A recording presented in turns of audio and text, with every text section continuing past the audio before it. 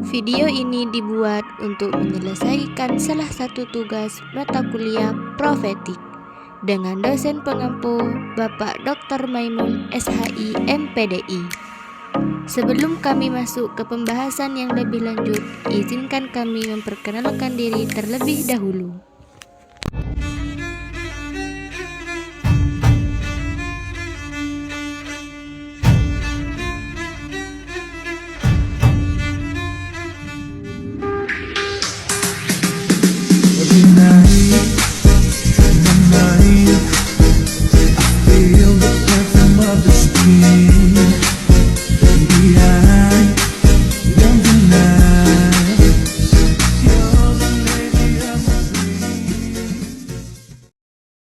Assalamualaikum warahmatullahi taala wabarakatuh. Dan yang kami hormati Bapak dosen pengampu mata kuliah pendidikan profetik, dalam hal ini Bapak Dr. Maimun, dan juga seluruh teman-teman mahasiswa BKPIB yang kami banggakan. Kami di sini izin untuk menyampaikan hasil kajian dari kami tentang pendidikan Nabi Musa. Dari yang pertama, bagaimana Nabi Musa itu mencari guru. Perlu kita ketahui bahwasanya Nabi Musa itu yang pertama adalah seorang nabi, juga beliau seorang rasul, serta termasuk dalam golongan ulul azmi. Menurut beberapa sumber yang kami baca, ulama itu menceritakan bahwasanya Nabi Khidir alaihissalam itu masih mukhtalaf. Artinya terdapat beberapa perbedaan pendapat di antara ulama. Ada yang mengatakan beliau Nabi Khidir itu adalah seorang nabi. Ada juga ulama yang mengatakan beliau Nabi Khidir itu bukan seorang nabi. Akan tetapi di sini kami memilih untuk mengikuti ulama yang berpendapat bahwasanya Nabi Khidir itu adalah seorang nabi dan tidak lebih dari nabi. Artinya Nabi Khidir itu bukan rasul, tidak sama seperti Nabi Musa yang juga seorang nabi sekaligus seorang rasul. Artinya sebelum kita lebih dalam mempelajari hal ini, di sini terjadi semacam perbedaan, diferensiasi antara guru dengan murid. Dalam hal ini Nabi Musa derajatnya lebih tinggi daripada gurunya, yakni Nabi Khidir alaihissalam. Nah, baik, kami lanjut. Di dalam Al-Quran surah Al-Kahfi, teman-teman bisa cross check ayatnya ya. Diceritakan bahwasanya Nabi Musa ini melakukan sebuah perjalanan yang tidak sebentar dan tidak dekat, tidak bisa dibilang dekat. Artinya di sini membutuhkan keinginan yang sangat kuat dan tekad yang sangat kuat dari Nabi Musa alaihissalam di dalam menimba ilmu. Sehingga meskipun Nabi Musa ini seorang rasul dan juga seorang nabi, beliau rela menempuh perjalanan yang jauh, dan juga intinya ini tidak mudah ya perjalanannya, dan juga melelahkan untuk demi menimba ilmu kepada seorang Nabi Khidir alaihissalam.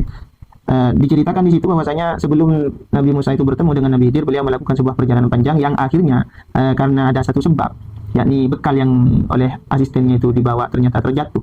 Kemudian ketika bekal itu sudah dibutuhkan oleh Nabi Musa, ternyata baru ingat bahwasanya bekalnya itu terjatuh. Kemudian dicarilah bekal yang terjatuh itu tadi di mana, dan akhirnya ketemulah di situ Nabi Musa bersama Nabi Khidir alaihissalam. Nah, di sini meskipun derajat yang derajat antara kedua pihak, yakni guru dan murid itu lebih tinggi muridnya daripada gurunya, akan tetapi Nabi Musa itu tetap memposisikan Nabi Khidir sebagai guru, sebagaimana layaknya seorang guru.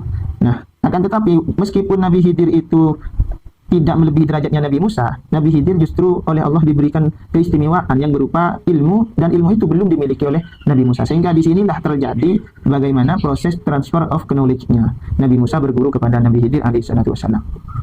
Nah, di saat terjadinya proses transfer of knowledge, terjadinya proses pembelajaran, Nabi Khidir tidak serta-merta langsung menerima Nabi Musa sebagai muridnya. Akan tetapi Nabi Khidir itu memberikan sebuah semacam kontrak belajar, sebagaimana yang telah kita biasa hadapi atau biasa kita alami ketika awal mula pertemuan dosen dengan mahasiswa. Biasanya para dosen itu memberikan kontrak belajar terkait bagaimana proses pembelajaran ke depan sehingga bisa kondusif.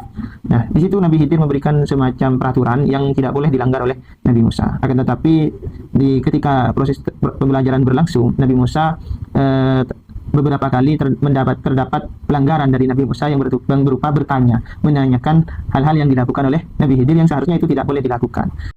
Baik, di sini saya akan menjelaskan tentang etika bersama guru. Nah, seorang peserta didik itu harus memiliki budi pekerti yang baik, terlebih pada guru yang telah mendampingi dan mengajarkan ilmu dengan tulus tanpa mengharap apapun kecuali ridha Allah. Nah, hal ini tercermin dari kisah bergunanya Nabi Musa kepada Nabi Khidir yang sudah dijelaskan oleh pemateri pertama. Dari kisah yang tertuang di dalam surah Al-Kahfi dapat tergambar kesabaran Nabi Musa mengikuti Nabi Khidir. Meski beberapa kali beliau ditegur karena melanggar perintah, namun hal itu tidak menyurutkan semangat menuntut ilmunya, dan beliau tetap meminta agar Nabi Khidir berada untuk tetap mengajar. Selain sabar, sikap rendah diri Nabi Musa juga patut diteladani. Nah, dalam kisah Nabi Musa dan Nabi Khidir terdapat beberapa sikap yang penting yang harus dimiliki oleh seorang murid dalam proses pembelajaran, yaitu yang nomor 1, kesabaran. Nabi Musa menunjukkan sikap sabar saat belajar dari Nabi Khidir. Meskipun ia tidak terlalu memahami tindakan yang dilakukan oleh Nabi Khidir, kesabaran ini penting karena proses belajar seringkali melibatkan tantangan dan ketidakpastian. Seorang murid harus mampu menunggu penjelasan dan memahami bahwa tidak semua hal dapat dipenuhi dengan segera. Yang nomor 2 yaitu keterbukaan. Keterbukaan untuk menerima ilmu dapat berperspektif juga sangat penting. Nabi Musa harus membuka pikirannya untuk menerima penjelasan dari hikmah di balik tindakan Nabi Khidir. Meskipun pada awalnya tampak tidak logis, keterbukaan ini memungkinkan murid untuk belajar dari pengalaman dan pengembangan pemahaman yang lebih dalam. Nah, sikap kesabaran dan keterbukaan ini adalah kunci bagi seorang murid dalam proses pembelajaran, seperti yang dicontohkan dalam kisah Nabi Musa dan Nabi Khidir. Dengan menghindari sikap terburu-buru dan kurangnya rasa hormat, seorang murid dapat memperoleh pelajaran berharga dan mengembangkan pemahaman yang lebih mendalam. Baik, di sini selanjutnya saya akan menjelaskan mengenai proses transfer of knowledge pada pola pembelajaran Widyasata, di mana pola ini merupakan sebuah metode pendidikan yang mengutamakan pengalaman langsung sebagai sarana untuk belajar. Dalam pendekatan ini, peserta didik diajak untuk terlibat langsung dalam situasi nyata, sehingga mereka dapat mengamati, merasakan, dan memahami materi pembelajaran dengan lebih mendalam. Terdapat 3 penerapan dalam kisah pendidikan Nabi Musa. Yang pertama, pengalaman langsung, di mana dalam pengalaman kisah Nabi Musa dan Nabi Khidir, Nabi Musa belajar melalui pengalaman langsung saat diajak Nabi Khidir untuk menyaksikan berbagai peristiwa seperti merusak perahu dan menerima anak. Setiap individu Nabi Khidir memiliki pelajaran yang mendalam yang hanya dapat dipahami melalui observasi langsung.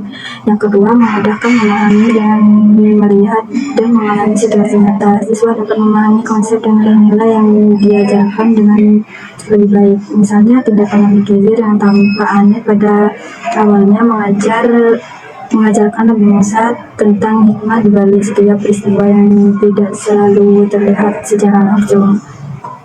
Yang ketiga, meningkatkan keterlibatan siswa. Dalam metode ini mendorong siswa untuk aktif berpartisipasi dan terlibat dalam proses belajar.